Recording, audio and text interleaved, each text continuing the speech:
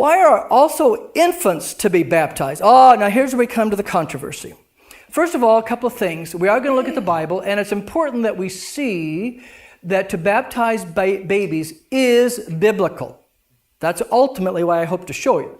But I'll also be saying some other things that will help put what I'm going to say about the Bible sort of in its proper context. For example, and I realize the only thing that can prove infant baptism is the Bible, but you need to think about other things too. For example, probably 75% of Christians today, baptize babies. Now, I agree, that doesn't in and of itself make it right. You've got to look at the Bible.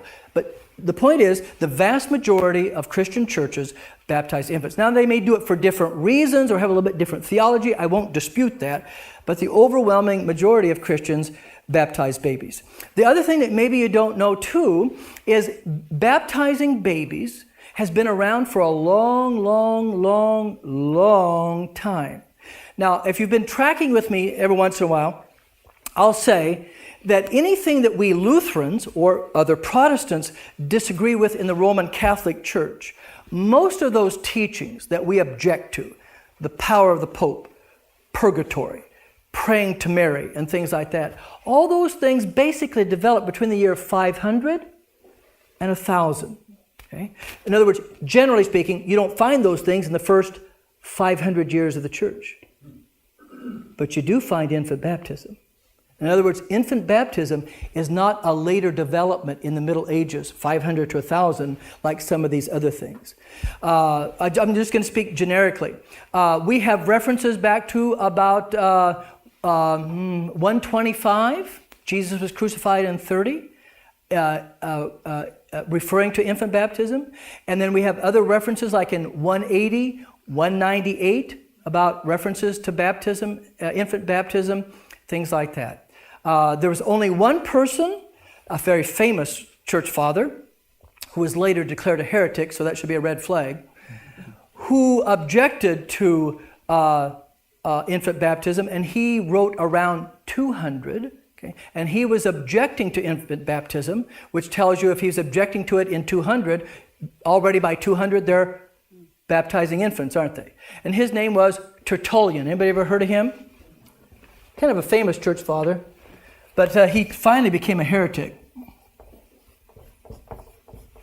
I hope I spelled that right. I think there's two L's. Tertullian.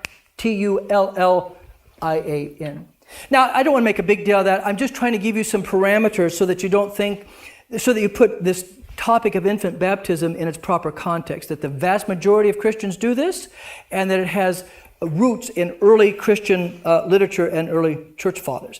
But finally, we have to go to the Bible. Now, what I hope to show you in the next, 40 minutes or so, 4 important things about why we baptize babies. So would you write them down, and it'll take me a while to get through them all, so be patient with me. But this is why we baptize babies based upon the Bible, okay? Because first of all, there's nowhere in the Bible that says baptize babies. Okay? Is there? No. Is there anywhere in the Bible that says don't baptize babies? No. So what we have to do, since the church has baptized babies since the very beginning, let me back up again. When did some Christians stop baptizing babies and only have what's called adult or believer baptisms? Ready? 16th century, 1500s. Up to the 1500s, church always baptized babies. Only began in the 1500s that they stopped baptizing babies. Okay. Now, so we have to look at the Bible. Here's the 4 things I'm going to try to show you the rest of the evening about why we baptize babies. Number 1, need. Just write N-E-E-D. And you know where I'm going to go with that one. Are babies sinners? Well, we're going to review that, aren't we? Well, if they're sinners, how do they get what Jesus did for them? That's going to be a big one. Number 2, write the word command. Command. In other words, and this is going to be a slam dunk too, are babies included in Jesus' command to baptize all nations? And I'm going to say, yep. We're going to see that. Yep. Number 3, and this is a biggie, write the word power. Now, what I mean by that is, depending upon our theology of baptism and our understanding of baptism will lean us one way or the other about baptizing children. Here's my point.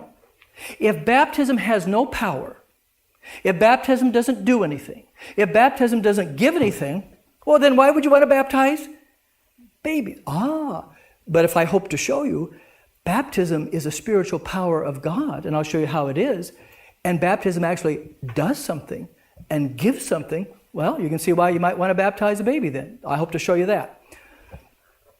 And number 4, write the word faith and the word gift. Because what I hope to show you as we go through all this, and I think if you've been listening to me, you've already heard me say this.